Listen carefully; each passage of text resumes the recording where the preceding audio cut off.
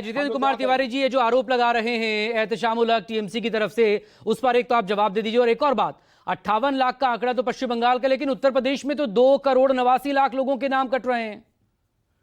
उसमें किसका नुकसान होगा, किसका फायदा होगा, इसको लेकर भी अलग अलग बयान है। पहले सीएम ने कहा था, योगी जी ने, बाद में अखिलेश यादव ने जनता के नाम से सवाल पूछ लिया कल। देखिए, किस राजनीतिक पार्टी का भला होगा, इससे ज्यादा जरूरी है कि देश का किस चीज से भला होगा।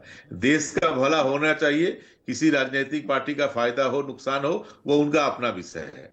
ये विडंबना है कि जो दीदी ममता बनर्जी, उनका इतिहास ही रहा है कि वोटर लिस्ट ठीक हो, बांग्लादेशियों का नाम ना हो, इस पर हमेशा आंदोलन करती आई हैं।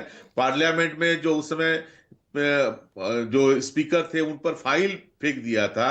बंगाल में 21 जुलाई को जो शहीद हुए कुछ लोग, इसीलिए शहीद हुए कि no voter card no vote, इस पर यह आंदोलन हुआ था। और वो शहीद दिवस आज भी तृणमूल कांग्रेस मनाती है।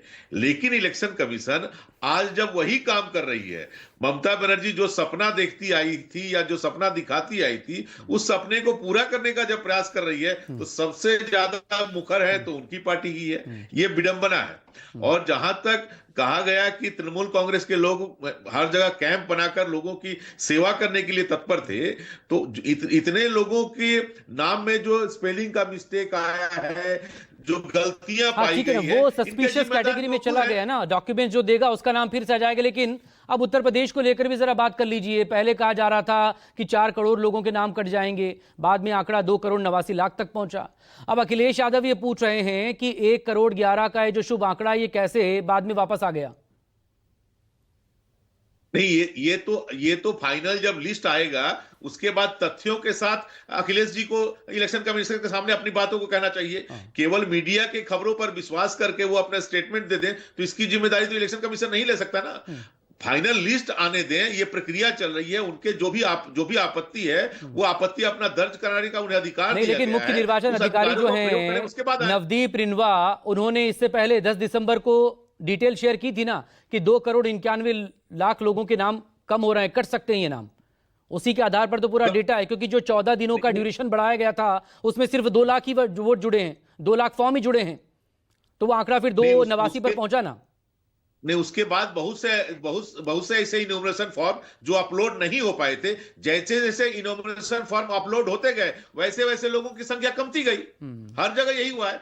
ये बीएलओ जो थे, ये इनोमिनेशन फॉर्म अपलोड करने का काम कर रहे थे। उस 14 दिनों के ग्रेस पीरियड में या जो बढ़ाए हुए पीरियड में सिर्फ 2 लाख ही जुड़े हैं, तो वो 2,91 से 2,89 हो गया। 2 लाख जुड़े हैं, ठीक है। इनोमिनेशन फॉर्म बहुत ज्यादा अपलोड हुआ है। इनोमिनेशन फॉर्म बहुत ज्यादा अपलोड हुए हैं। आखिरी जो तारीख थी, अब 31 दिसंबर का इंतजार कर रहे हैं ना लोग।